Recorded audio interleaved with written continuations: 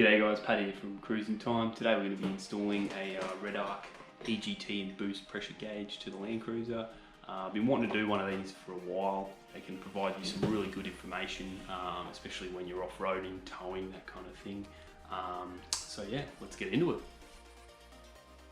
Let's start by going through what's actually in the box. So of course you've got your gauge there, lights up, plugs in. You've got your little module there that converts all your pressures and your exhaust temperatures into a reading that the gauge can display. You got a little bag with some brackets and a connector in there. A couple of wiring looms to run up into the gauge and into the control module. You got your boost pressure line that goes into your boost module. Your exhaust temperature probe, and of course a set of instructions. Guys, so what we're going to do is locate on the exhaust where we're going to install the sensor.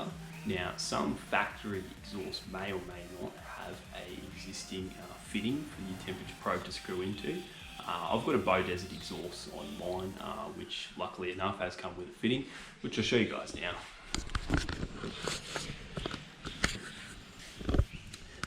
You can see it's just located right there, just straight off the dump pipe. Little 13mm bolt. I'm going to go ahead and pull that out now and get our probe in there. I'm just going to go ahead and pull this bolt out now.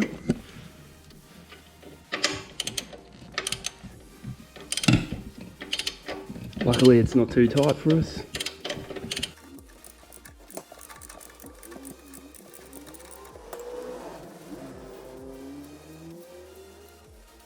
There you have it. The hole is ready for us to put the probe in. Alright guys, so you can see I've installed the temperature probe here. Now I've had to use a reducing fitting there. You can see it's a brass little fitting just to step the thread down a little bit. It was a little bit smaller on the probe side of things than on the exhaust. So that's all sealed up nicely, in there nice and tight, and yeah, she's ready to go. Right, now while we're just plumbing everything in and getting all of our sensors and lines up into our engine bay here, what I've already done is I've run our boost vacuum line through into the cab of the vehicle to give us our reading into the gauge. Now where to tee that into, a lot of people are always wondering, a bit curious. What you want to do is you want to tee it into somewhere on your intake side after your turbo. If you tee it into somewhere before your turbo, you're not going to get your boost pressure reading. Very important to remember that. Now, on mine, you can see there's a little vacuum line coming off the intake there, just down in there. There's many of these. I've teed it into that with a T-piece which is provided with the kit, and run that back into the cab of the vehicle. Right guys, just to show you where I've run these lines, I've zip tied them nicely to this factory wiring harness here, jumped across over onto this fuel line, just to keep them nice and out of the way, out of any areas that it might get a bit hot and melt, anything like that. Run them back down here into a grommet on the firewall, which then runs into the cab. There's already some existing connections that run through that grommet. And yeah, let's have a look at the other side. So this is where our cables have come through the firewall, just through this point here. I've run them up in behind the dash here, which nicely go into our module just down here. Now we've got a few more bits and pieces to tidy up with this wiring. Of course, I'm not going to leave it like this. We'll get it looking nice and tidy, but that's just a rough idea to give you guys somewhat of a picture of how it's all got to run.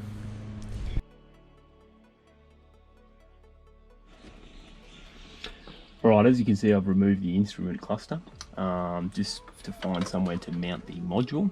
Now the module, I've used these double-sided Velcro tape little strips here. I've got some stick-on ones there as well, and it's just going to nicely Velcro to each other. And then our module's nice and hidden out of the way, and it's nice and safe as well.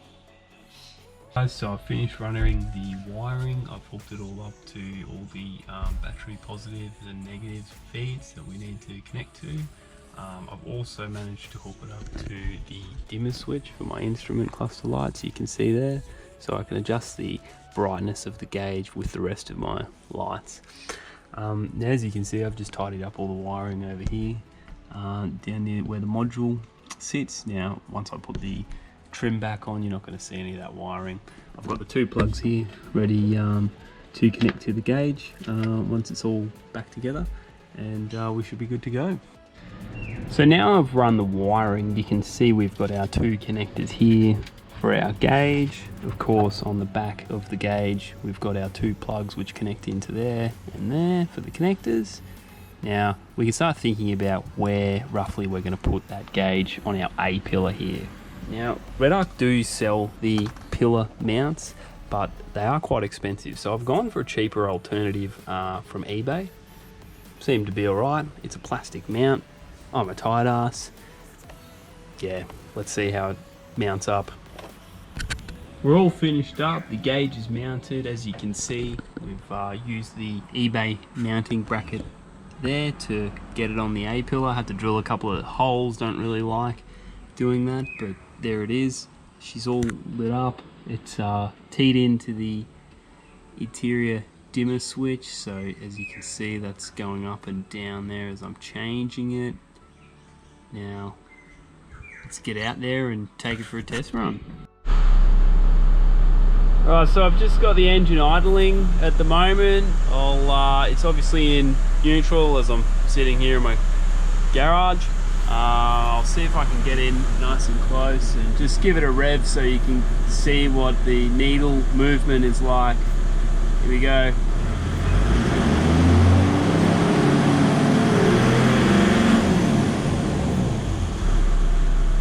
That's it for this episode, guys. Thanks for tuning in. Hope this video was helpful to you in one way or another, whether it's a Redarc gauge or any other kind of gauge that you're installing.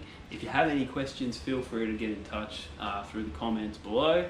See you next time.